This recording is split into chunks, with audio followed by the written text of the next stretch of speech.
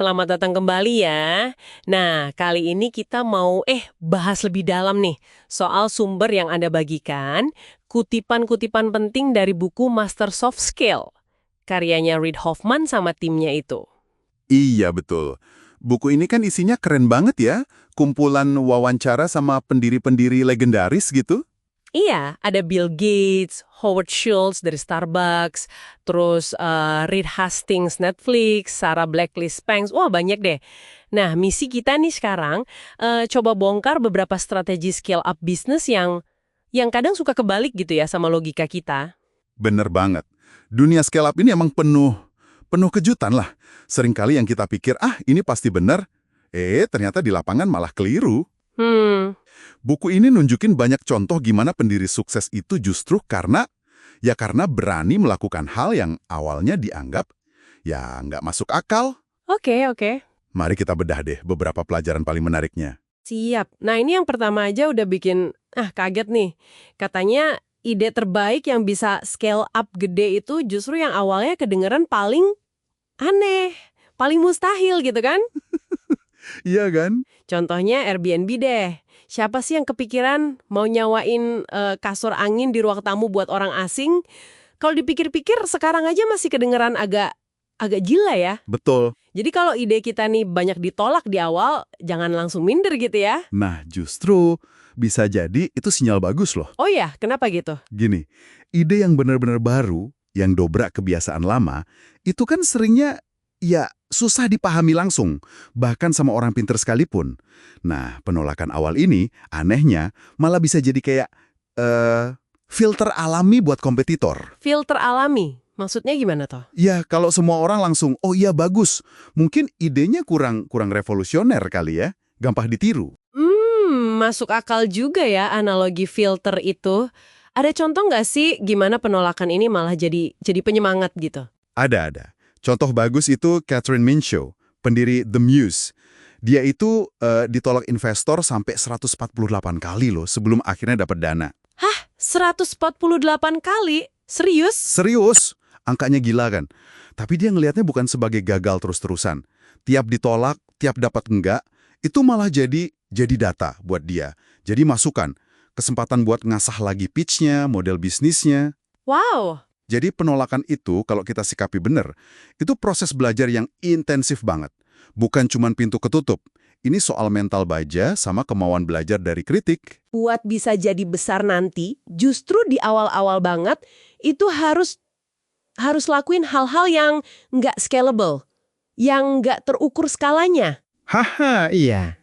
Aneh kan? Bukannya inti scale itu efisiensi, kemampuan buat di copy-paste massal gitu? Kok malah disuruh lakuin hal kecil-kecilan? Pertanyaan bagus. Ini emang paradoksnya di situ. Maksudnya lakuin hal yang nggak terukur skalanya itu, gimana ya? Kita kasih perhatian, kasih pengalaman yang personal banget ke pengguna-pengguna pertama kita, sesuatu yang nggak mungkin lah dilakuin kalau user udah jutaan. Contohnya gimana tuh? Contoh paling klasik ya Airbnb lagi. Si Brian Chesky sama timnya itu, di awal-awal mereka nggak cuma diam di depan laptop loh. Mereka beneran terbang ke New York, ketemu langsung sama host pertama mereka. Cuma ketemu aja? Atau ada yang lebih niat lagi? Lebih dari itu, mereka itu fotoin apartemen para host ini pakai kamera bagus, profesional gitu. Si Chesky-nya bahkan turun tangan sendiri jadi fotografernya, biar listingnya menarik. Wah! Terus mereka sampai nginep bareng host itu, buat ngerasain langsung pengalamannya gimana. Gila niat banget ya. Iya kan? Jelas ini nggak efisien, nggak bisa di-scale.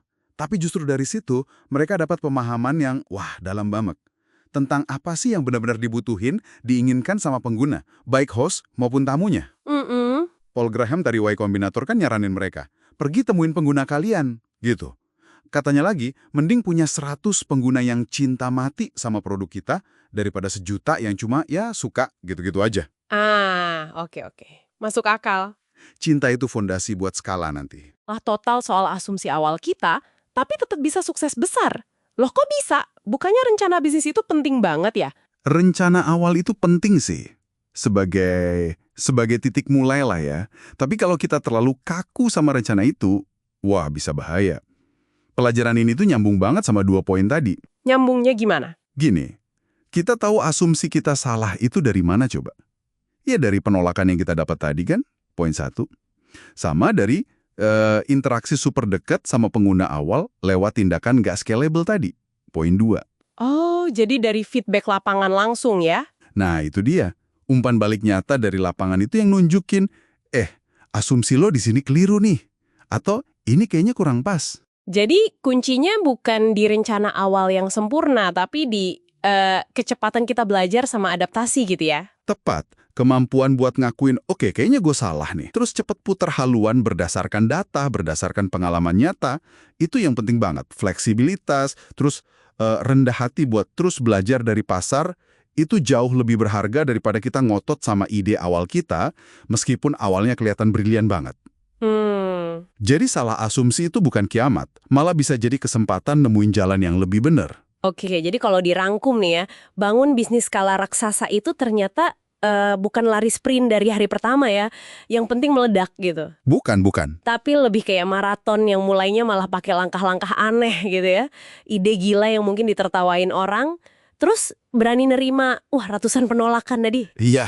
Sama rela ngerjain hal-hal detail, personal, yang nggak scalable, itu di awal-awal. Betul sekali. Nah, buat Anda nih yang lagi dengerin, artinya apa sih ini semua secara praktis?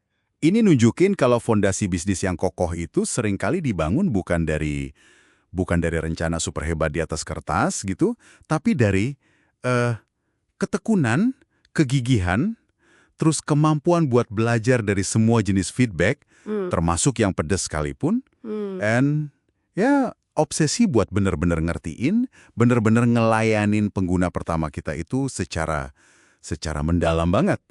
Ini kayak bangun akar yang kuat dulu sebelum pohonnya bisa tumbuh tinggi gitu. Sip. Nah, sebagai penutup nih ya, coba deh kita renungkan bareng-bareng sejenak. Pernah nggak sih Anda punya ide atau mungkin proyek yang akhirnya Anda pinggirin gitu aja? Mungkin karena awalnya kedengeran terlalu aneh. Betul. Terlalu susah. Atau banyak banget yang kritik. Pertanyaan bagus tuh. Mungkinkah ya di balik semua keraguan itu sebenarnya ada potensi besar yang baru kebuka kalau kita berani lakuin langkah-langkah awal yang kecil tadi, yang mungkin rasanya nggak efisien, nggak keren gitu. Iya. Nah, itu mungkin sesuatu yang bisa Anda pikirkan lebih lanjut ya.